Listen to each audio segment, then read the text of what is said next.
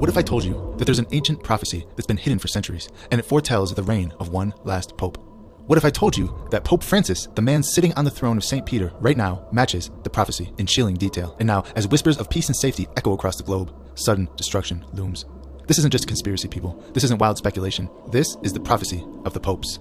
You see, in the 12th century, an Irish bishop named St. Malachy received a vision of all future popes, carefully documenting 112 cryptic Latin phrases, each corresponding to a future pontiff. For centuries, this prophecy remained hidden, only to resurface in the 16th century with shocking accuracy. It ended with the 112th pope, the final leader of the Catholic Church, a pope only known as Petrus Romanus, which means Peter the Roman.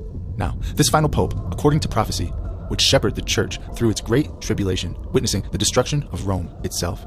Many dismissed the prophecy, laughing at the idea that it could mean anything for our modern world. Until now, that is. Because Pope Francis is the 112th Pope. You heard that right. And as of today, he is in the hospital, gravely ill with double pneumonia. And according to this news article and others, he doesn't believe he's going to make it.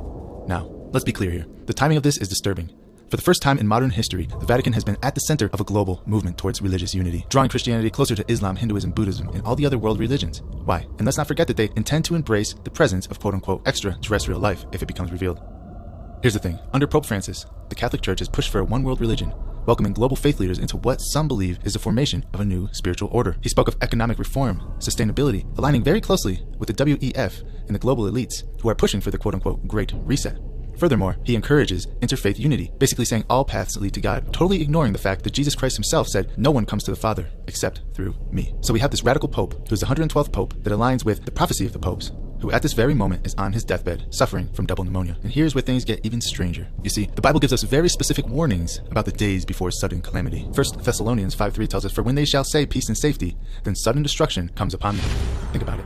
World leaders are crying out for peace and safety like never before. Just a few months ago, we were on the brink of World War III, nuclear annihilation. And now, with Trump in office, people seem to think everything's fine now. But is it? That's not for me to decide. However, from the Vatican's calls for interfaith harmony to the political elites working towards global unity, the warnings are right in front of us. And just as this movement peaks, just as the world seems to be on the brink of peace, the final pope in the prophecy of the pope is struck down with an illness that could very well claim his life. The Vatican says Pope Francis will remain in the hospital as he battles a respiratory tract infection. The 88-year-old pontiff has been hospitalized 4 times since he was elected in 2013. CBS News senior correspondent Seth Doan has the latest from Italy. Seth? What we know from the Vatican earlier in the day, they called it a complex clinical picture.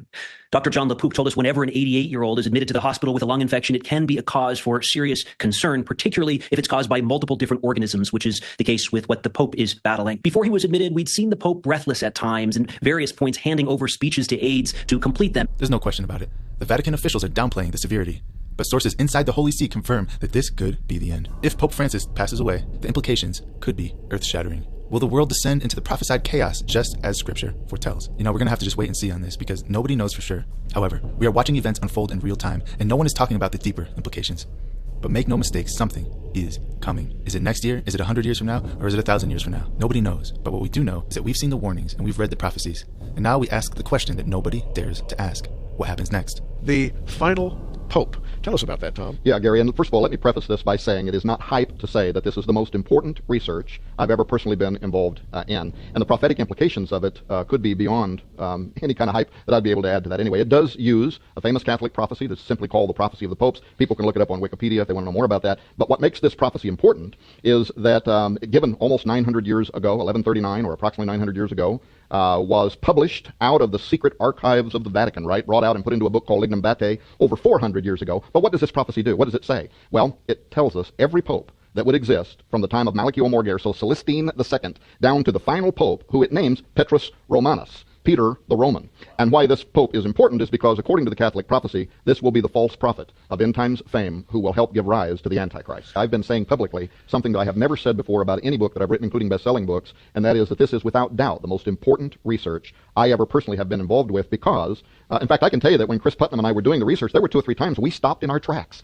Stuff started falling in our laps, from dusty corridors inside universities, lost books, all the way to Dane County, Wisconsin, and the murder of Edward Coons. I mean, people are going to read about stuff in here that they haven't read anywhere else, and when you put the math together behind the probability that this is all chance, it becomes, well, let's just say you have to be living on another planet not to know that there is something going on and it smells supernatural. Now, nobody knows what's coming. Nobody knows what's going to happen. Like I said before, we can only watch and see. But I want to know what you think about this. Do you believe that Pope Francis could be the last pope? Do you believe that he could be Petrus Romanus, according to the prophecy of the popes? Or do you think that this whole thing is just blown way out of proportion? Please post in the comments below. And I want to thank